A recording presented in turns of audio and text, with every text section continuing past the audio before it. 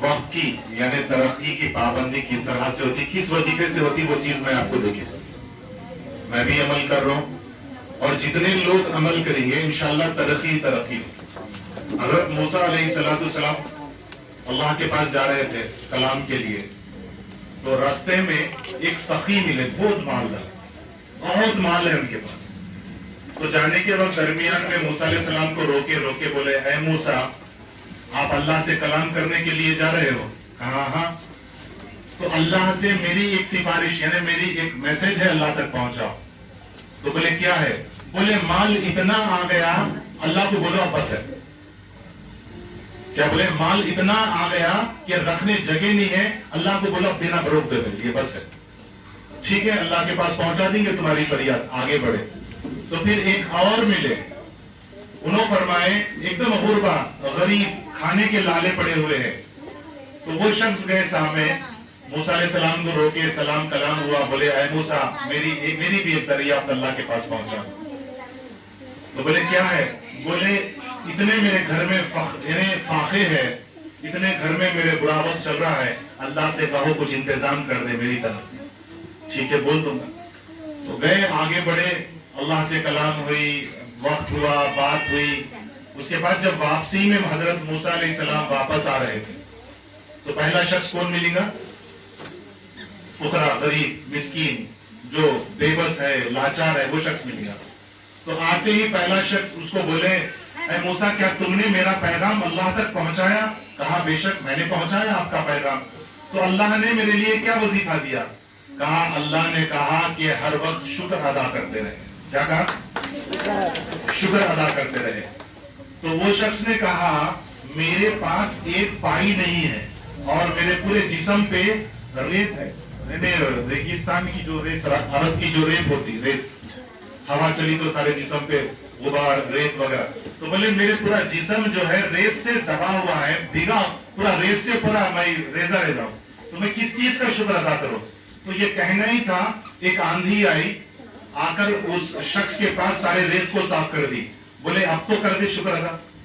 تو اس نے شکر ادا کیا، الحمدللہ کہا، کچھ نعمت نہیں دکھی، جب دیکھا کہ پوری دھول اس کی صاف ہو گئی جسم سے، تو اس نے اپنے آپ اپنے زبان سے کہہ دیا الحمدللہ۔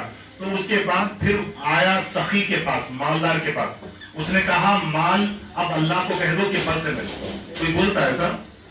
10 گھران لے کے ڈالنے کی کوشش کرتا ہے، ایسا نہیں بولتا۔ پر صحابہ تھے، اللہ والے تھے، نبیوں کے دور کے لوگ تھے، وہ لوگ کہتے تھے۔ تو بولے اللہ سے کہہ دو بس ہے، اتنا مال کافی ہے۔ تو اب آئے سخی کے پاس، آئے سخی کی باری آئی، مالدار کی باری آئی۔ تو بولے اے موسیٰ کیا تم نے میرا پیغام پہنچایا؟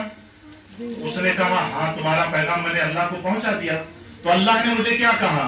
مجھے بتائیے میرا بھی وظیفہ کیا ہے؟ اللہ نے تمہیں وظیفہ دیا کہ شکر ادا کرنا چھوڑ دو، یہ مال اپنے آپ خالی ہو جائے۔ شکر ادا کرنا چھوڑ دو، یہ مال اپنے آپ خالی ہو جائے گا۔ تو میں 3 چیزوں کا وظیفہ دیتا ہوں، یہ اللہ کے نبی صلی اللہ علیہ وسلم کا دیا ہوا وظیفہ ہے۔ انشاءاللہ زندگی میں ترقی ہوگی، کبھی غمگین نہیں ہوں گے، کبھی پریشان نہیں ہوں گے، کبھی فاقے نہیں ہوں گے۔ ایک ہمیشہ کوئی بھی کام، ابھی جتنے بھی بات کریں اینڈ ورڈ میں کہہ دیا کرو انشاءاللہ۔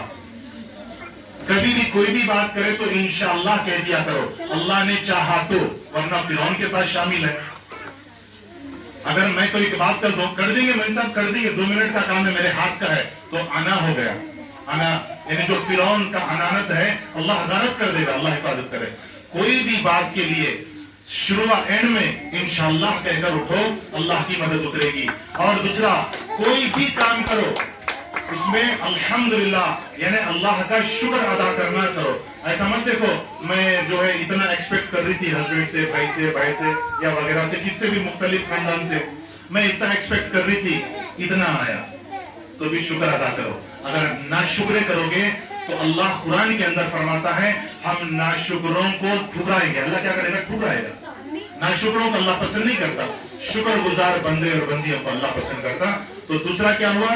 ہر حال میں کچھ بھی ہو جائے شکر الحمدللہ کہہ دو۔ اس لیے کہہ دو، 2 جہاں کی سردار کی بیٹی کون ہے؟ کون ہے؟ فاطمہ۔ حدیثوں میں سنے کتنے پیوند تھے ان کے لباس پر؟ کتنے تھے؟ خدا کی قسم آج بھیک مانگنے والی کے کپڑوں پر بھی پیوند نہیں ہے۔ दो जहां के सरदार की बेटी के लिबास पर कपड़े देवन के लगे हुए हैं, उस हाल में अल्लाह के नबी की बेटी शुक्र अदा की, तो क्या हम नहीं कर सकते शुक्र अदा? हमको क्या कमी करा अल्लाह बताओ, किस चीज की कमी रखा बताओ? उस वक्त में ऐसा हाल था कि घरों में, फातिमा के घर में खाने यानी चूल्हा नहीं सुलगता था 2-2 दिन तक। आज अल्लाह का करम है, फकीर बगैर बिरयानी खाए कि नहीं सुलाता अल्लाह। ये नबी की तुफैल में है, ये शुक्र अदा करो इंशाल्लाह।